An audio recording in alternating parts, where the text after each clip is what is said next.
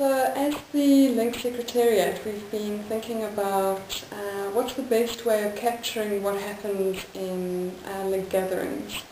And originally we had this idea of writing what we call a learning history.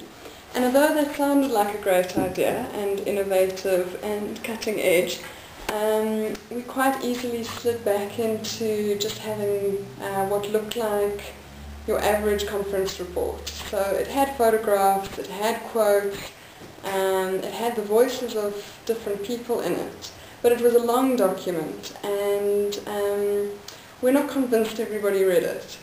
So we've been rethinking that and thinking what would be a more accessible, more digestible piece of,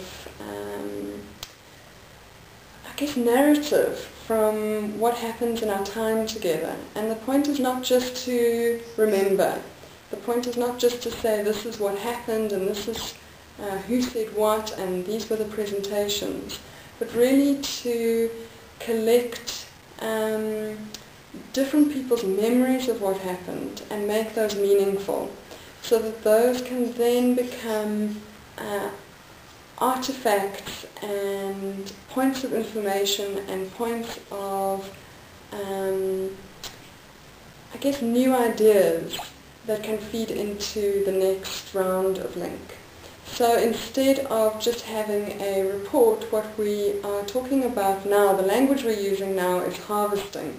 And the purpose of harvesting is to gather this meaning from different people and then say, how is that going to be useful for us as the Secretariat and as the Fellowship in designing the next phase of our collective time at Link. And so what you'll be seeing is a very short newsletter which produces some photographs and some reflections, recollections, insights and suggestions from members of the Secretariat and members of the Fellowship. That's what will be coming to you in the next few days.